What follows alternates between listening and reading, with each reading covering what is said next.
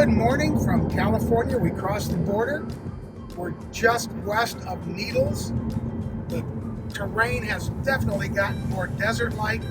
The weather today is supposed to be 103 in this area, so I'm glad we're not camping here tonight. We're on our way to the Pacific Ocean, and I couldn't be more excited to see it. So Route 66 was originally commissioned in 1926. It was sort of the brainchild of the Commissioner of Highways in Oklahoma. This road really opened up to the motoring public, to trucking, a gateway to the Southwest. And if you wonder why they put the road where they did, well, if you can see behind me, which you may not be able to, but that is the railroad. And so much of the Southwest was opened by the railroads. That's why towns exist where they exist, because they had transportation. And this road opened up the Southwest, became a major migration pattern as Americans moved west to escape the Depression and the Dust Bowl. Ultimately became recreational. We had all the movie stars, all the glitterati of the day that would come out here. And one of the stops that they made was here, just west of Goff, California, which was an oasis. If you can imagine traveling across the Mojave Desert in 1926, water was crucial. And this oasis provided a gathering point for those thirsty travelers. Now, like many of the places in the West, this oasis is now dry. But imagine how beautiful this must have been to a family traveling across this desert looking for a better life during the Depression and Dust Bowl.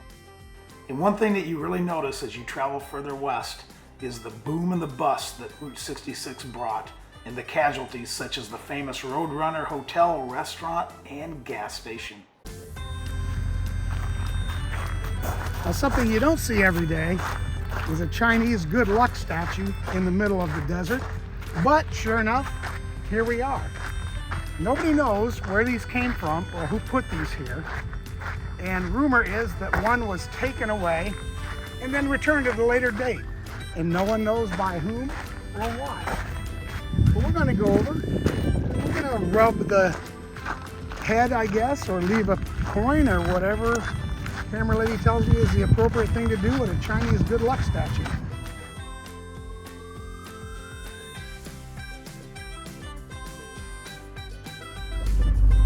We've pulled over at what is reportedly the site along Route 66 that is most often featured in photos and film, and that is Roy's Motel Cafe at Amboy, California.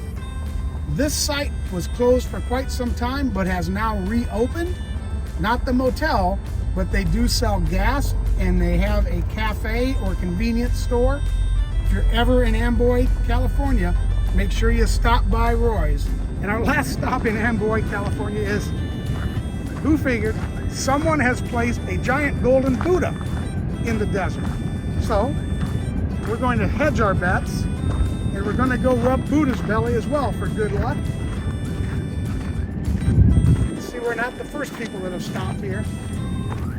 Although I'm not so sure why giving Buddha an empty plastic bottle is a good offering, but hey, I guess Buddha's not judgmental. And as you leave Amboy, California, heading west, on the south side of the road, you'll see the Amboy Crater. This is actually the cone of an extinct volcano that last erupted 10,000 years ago, leaving a 27 square mile field of hard lava in the middle of this vast desert. And here we have the original town of Baghdad, or actually what's left of the original town of Baghdad. And this one scraggly tree alongside Route 66 is the last remaining remnant of Baghdad, California.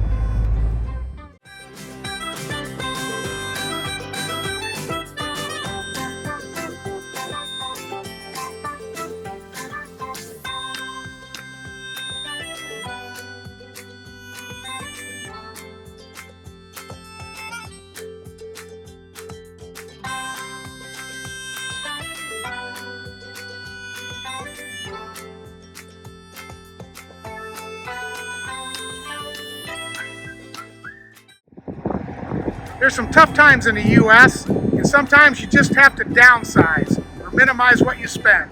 California has decided to lower the amenities at their rest stops. So we've got this nice rest stop right along Route 66 in California. If you want to take a quick break, but you don't want to linger too long because traffic might come by. If you've ever seen the movie Baghdad Cafe and its quirkiness, well, we are now at the Baghdad Cafe, which sadly has come upon some hard times and is not operating at the moment, but folks are trying to restore it and bring it back to its old glory. So good luck to those folks.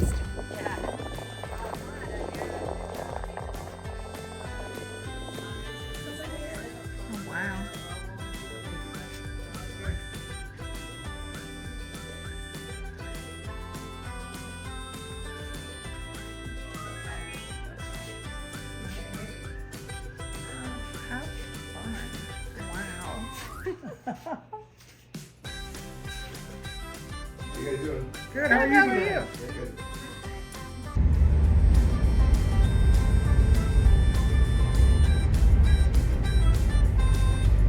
We've just hit Barstow, California, and as an example of how important the railroads were to the opening of the Southwest, this town used to be further north, but the railroad had to expand their rail yard, so the entire town was moved south.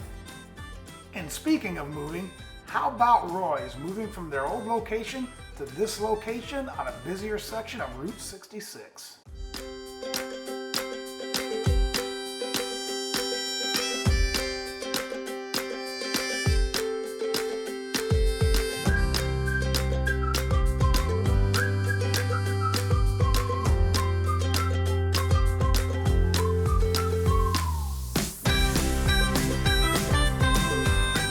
Reminiscent of the famous signpost forest on the Alaska Highway, how about a bottle forest on Route 66?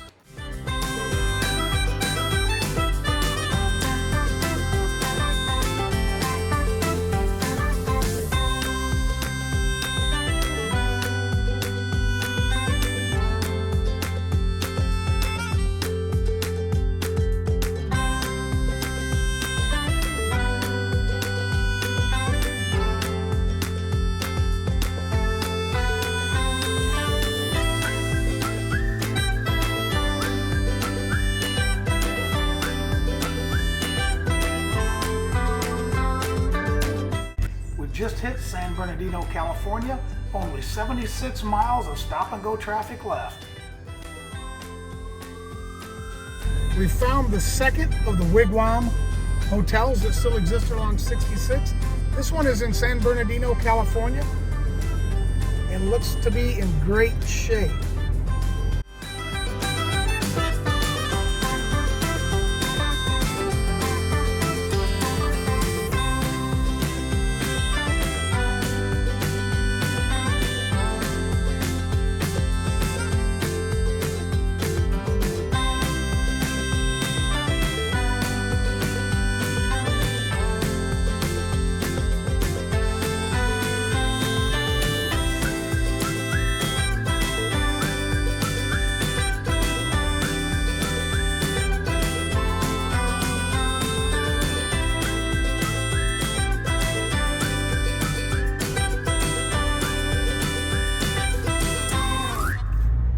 Okay, well, after all those great wide open spaces on Route 66, we are very close to the end, and we hit LA at rush hour. So we're making our way slowly to the Santa Monica Pier to put a pin in this adventure, but it may take us a little bit longer than I thought. Sunset Boulevard.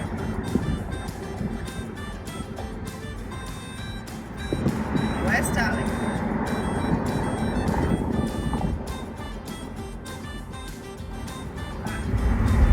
Beverly Hills. Woohoo! Final stretch. Yep. Santa Monica. All right, the anticipation is building. I see Mel's Diner, which is at the corner of Olympic, and Olympic is the official endpoint of Route 66. So we made it. Didn't really have any doubts, but we made it. High five, camera lady. Woohoo! There we go. Now, we can't come this far and not see the ocean. So we're gonna go ahead, we're gonna take a ride at Mel's, and we're gonna head down to the Santa Monica Pier and stand by the ocean. So Pacific Ocean, here we come.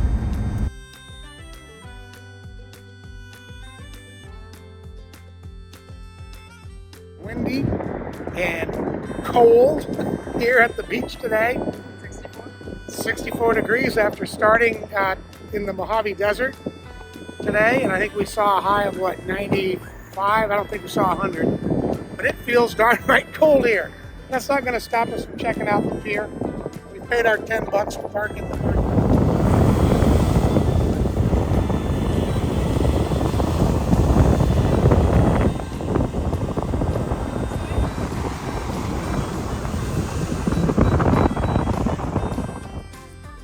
We made it.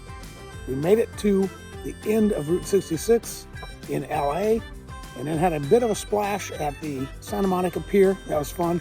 It was cold. We're now at the Malibu Creek State Park. This is our last night of camping. We're eating up our last dehydrated meal. A really awesome hummus and vegetable wrap. Dehydrating your own food is awesome. We had a great time. We appreciate you guys riding shotgun with us. We're enjoying a bit of a Jameson's Black Barrel, and we figured out what the Black Barrel was. It's extra toasted bourbon barrels. That's why it has so much vanilla in it. Probably a bit too much for me, actually, but it's not bad. It's what we have, so it fits. So we titled this video, Overlanding in the Corvette. And I'm waiting for the comments. I can just imagine what they might be, but I hope it at least challenges some views. Now, that's the wrong word.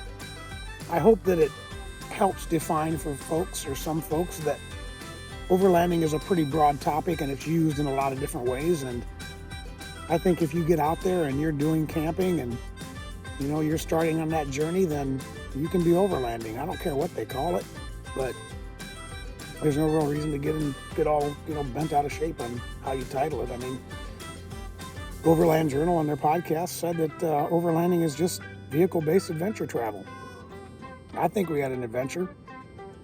We saw some great sights, met some really interesting people, made some mistakes, and did some things that I wouldn't do again. And I will do a video, I think, on that, as the things that I didn't do right on Route 66. So watch out for that video. But overall, we had a great time. Again, we appreciate you guys riding along with us. We hope you enjoyed the sights.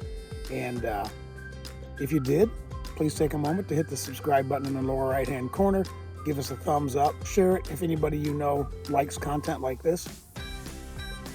And as always, from Camera Lady and I, take care, and we'll see you outdoors.